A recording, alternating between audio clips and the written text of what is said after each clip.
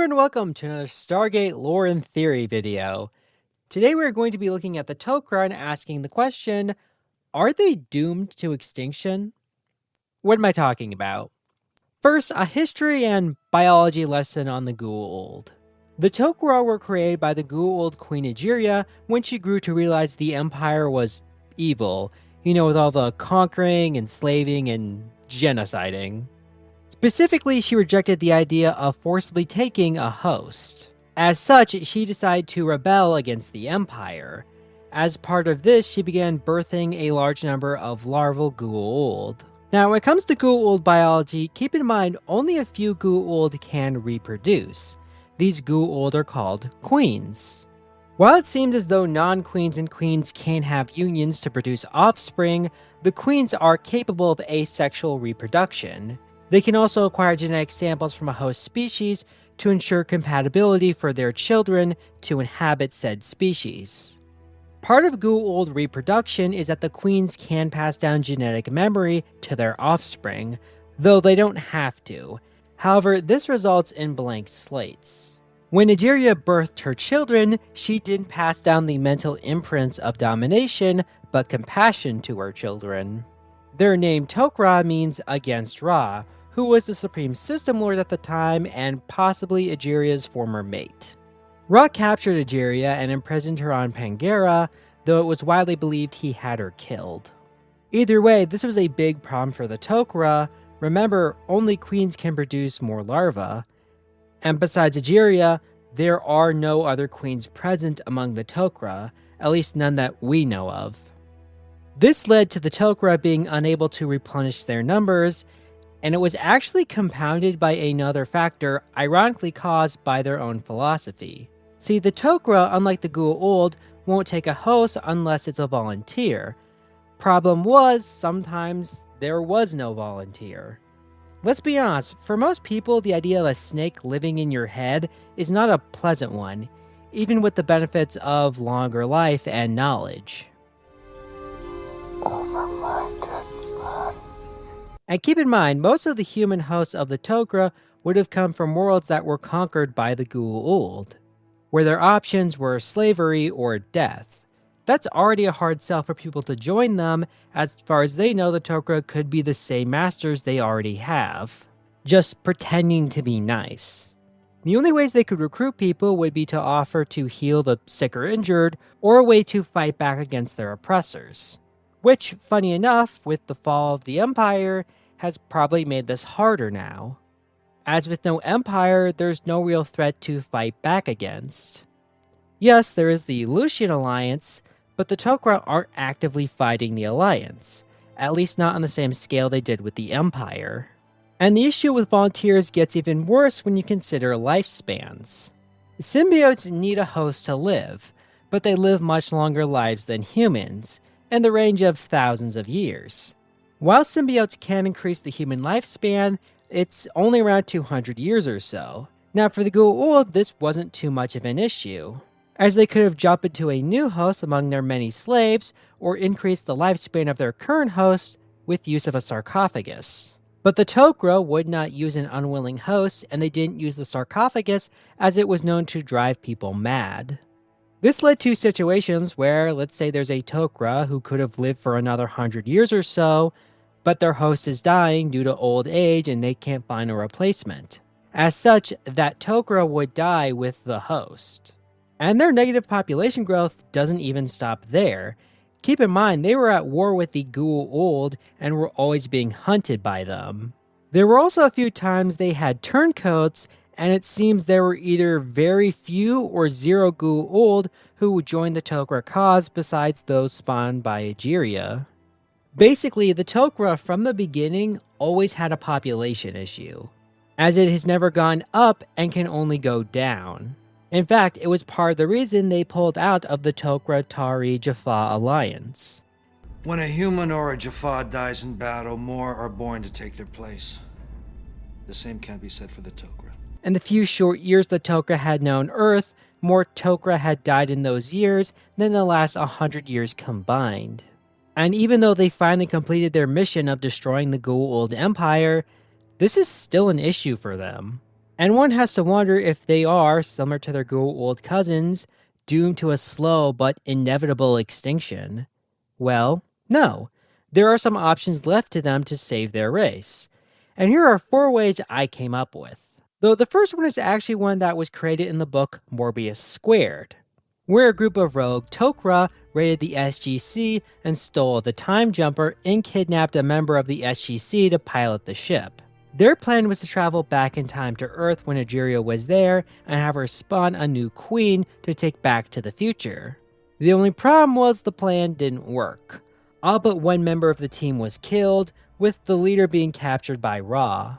It also created a weird time paradox where it turns out Egeria was the symbiote who was inside of the alternate Teal'c from the episode Morbius Squared. So the lesson here is to never use time travel to try and fix your problems, because 99% of the time it won't work and you'll just end up making time paradoxes. Second idea is cloning. The Tok'ra have Egeria's body, assuming they didn't cremate her or didn't save any genetic samples of her. The Tari have the ability to clone people, and that was before they were given the Asgard core by the Asgard, who were the masters of cloning, though I say that with an asterisk. As I know people are going to point out, didn't the Asgard die out except for those in Pegasus because of cloning? Well, yes, but also no. The Asgard didn't die because of cloning. They died because they cloned themselves so many times that their genome was damaged and degraded. All they need to do is make one near-perfect copy of Egeria and let her do the rest. And we know symbiotes can be cloned, as we saw Ball clone not only his host, but his symbiote multiple times. Not to mention the episode Nightwalkers, where a whole town was taken over by cloned Goo Old. Again, it's not cloning that's the issue, it's the repeated use of cloning over a long period of time. Though again, this is assuming they have Egeria's DNA. If not, we have option 3, using a Goo Old queen. Despite what some Tok'ra might think, the Goo Old and them are the same species. Do not call us that. We are not known. This isn't like the relationship between Vulcans and Romulans in Star Trek, where there is a distinct biological difference between the two. The Goo Old and Tok'ra haven't had time to develop into two biologically different species, partly due to their long lives, as many of the same Goo Old we see in the show were either alive when Egeria rebelled, or are only separated by this event by maybe a generation or two. Their difference is philosophical, not biological. Though with the genetic memory thing, I suppose you could make an argument for a biological difference. However, we did see some Tok'ra betray the cause, and some Goo Old perform acts of goodness. So I think there's some leeway on this idea. Now, I want to clarify something I said earlier, that the Goo Old were going extinct like the Tok'ra. Is this true? Yes, no, kind of. They're not in the same situation as the Tok'ra, but they could very easily be in it soon. We don't know what their population was before their empire collapsed, probably in the millions for a reason I'll get to here in a second. But around 5 years, maybe more before the empire collapsed, the Goo Old instituted let's call it population control, so they had zero population growth. When the empire did collapse, most of the system lords, those left, were killed by their former slaves or being hunted down by them, and we can probably assume this was the same fate for many other Goo Old. There were really only 2 groups of Goo Old safe from such a fate. Those in the Trust, which the Goo Old had infiltrated beforehand, but the numbers in that organization were either in the dozens or hundreds. And then the larval symbiotes that were implanted in the Jaffa. Since the Jaffa number in the millions spread across the Milky Way, that means we can safely assume that there are still millions of Goo Old left. However, there is a time component to this. The Goo Old can only stay in a Jaffa until they reach maturity. Once they leave the pouch, I doubt the Jaffa are going to leave the snake alive. And with Tritonin, the Jaffa can end their reliance on symbiotes.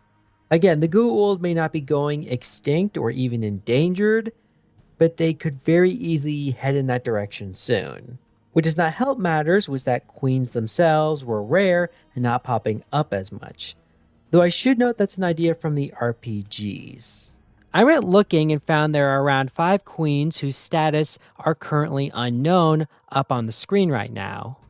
Unfortunately, all but one of these queens, was introduced in the System Lords RPG or the Wyvern RPG.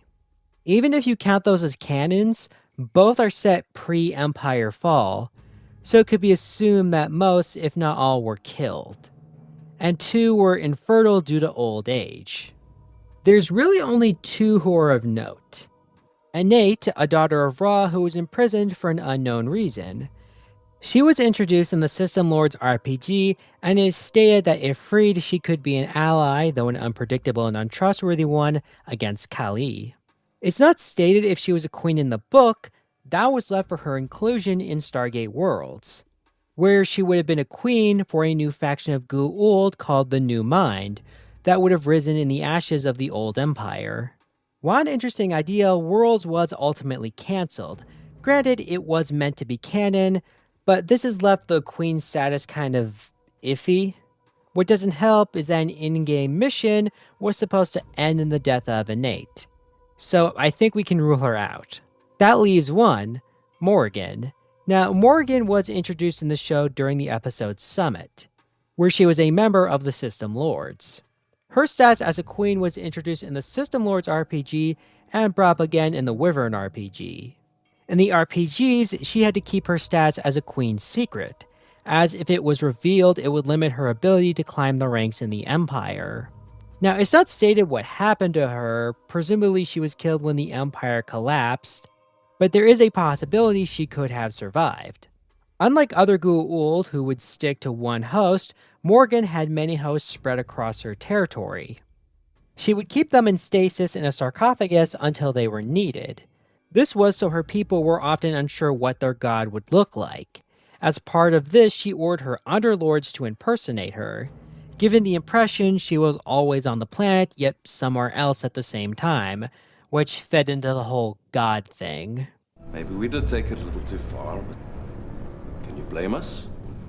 Perhaps when the Empire collapsed, she switched bodies and fled, or one of the underlords was killed in her place.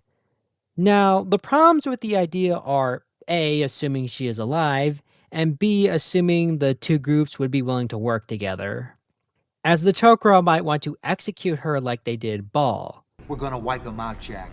All of them. Or Morgan might just use them to rebuild her own empire. But this is the future of their race at stake. Morgan probably wouldn't want redemption, but the Tok'ra could provide protection from the Jaffa humans who would want to see her dead. And in exchange, Morgan could produce new symbiotes. Now, the genetic memory thing might be an issue.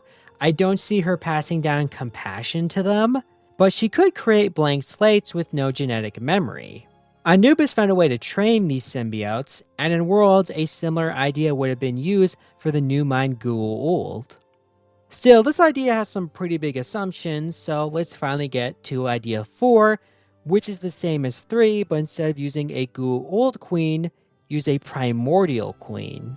While the spacefaring symbiotes are facing extinction, there are still Goo Old living in the waters of their homeworld. We don't know much about these Goo Old.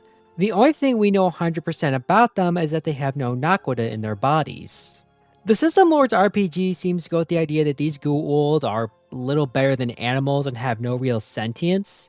They inhabit bodies more out of instinct and a need to feed. And yes, I did say feed. They will eat the spinal fluid and brain matter of a host before leaving the body to go back to the waters. The RPG stresses that this is done out of a need to survive and not malice, but I kind of disagree. The primordial Goo Old we see in the episodes, the first ones, seem to have some intelligence. While it seems they were a little slow when first controlling their hosts, they did recognize the need to hide and impersonate the host, and did show some malicious intent at points. Regardless, there is a population on the planet that we can safely assume has queens. The idea would be to acquire one of these queens and do the same thing as the Morgan plan, but the advantage here is you're not dealing with a system lord who is thousands of years old and set in their ways. You'd be dealing with essentially someone who's been living in the wild, a primitive you could call them, and uplifting them to civilization. Now this would probably require some trial and error, but if they try this with 100 wild queens, I'm willing to bet they're bound to find one queen who would understand compassion. After all, Egeria presumably was not born with her beliefs, but learned them. Now granted, we don't know much about her history, so we don't know how or why she developed these beliefs, but we have seen Goo Old who grew to develop positive morals. It's extremely small numbers, but it's possible.